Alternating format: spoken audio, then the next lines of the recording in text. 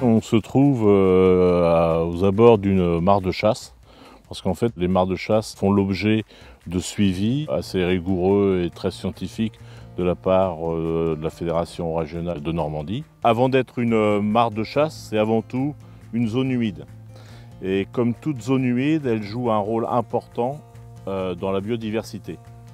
Son intérêt écologique est important en particulier pour l'avifaune en période de migration, mais également de nidification. Mais pas seulement, car la mare de chasse est une composante importante dans le paysage. Elle accueille une mosaïque de plantes aquatiques, communes et parfois rares, et même protégées. Elle constitue également une zone importante de nourrissage de pontes et de refuge de nombreux insectes, amphibiens et poissons. Globalement, la mare de chasse est un réservoir de biodiversité très important pour les corridors écologiques. Alors, en Normandie, environ 2000 mares de chasse ont été recensées.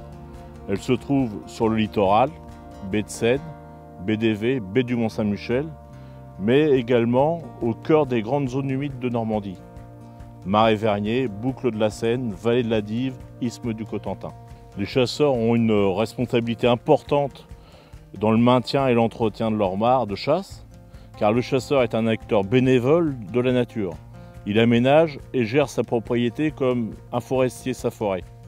Mais très vite, la zone humide devient très attractive. Grâce à ce travail de terrain, de nombreuses mares ont été réhabilitées et sont aménagées sur l'ensemble de la Normandie. Je suis des protocoles nationaux standards et j'effectue en fait plusieurs passages où je fais des inventaires exhaustifs de chacune des espèces que je croise. Quand je fais des inventaires sur les mares de chasse, j'effectue des inventaires sur la flore, des inventaires sur les amphibiens, sur les reptiles, sur les oiseaux, sur les papillons de jour, sur les libellules et les demoiselles. Et pour les poissons, je pose des nasses pour savoir s'il y a présence ou non de poissons au sein de la mare. Et afin de compléter nos inventaires, nous effectuons des photos aériennes grâce au drone. Toutes ces données vont aller dans une base de données commune aux fédérations. L'objectif de ce travail, c'est de parler d'indicateurs. Donc c'est montrer le bon état écologique des mares de chasse, mettre en avant leur gestion, montrer la richesse spécifique qu'il existe tout autour de ces mares. Elles ont un rôle de refuge pour les espèces, mais aussi un rôle de corridor écologique. C'est important d'avoir des mares de chasse au sein des marais parce qu'aujourd'hui c'est le seul noyau de biodiversité qu'on trouve. Et si ces mares de chasse venaient à disparaître, on aurait une diversité tout autre et moins riche. Ici la mare est restée en eau, donc c'est voulu des chasseurs de gibier d'eau de garder les mares en eau. C'est pas toujours facile, car on a des problèmes d'entretien. Donc ici, on a l'option sur le marais d'Auvers de mettre des oies.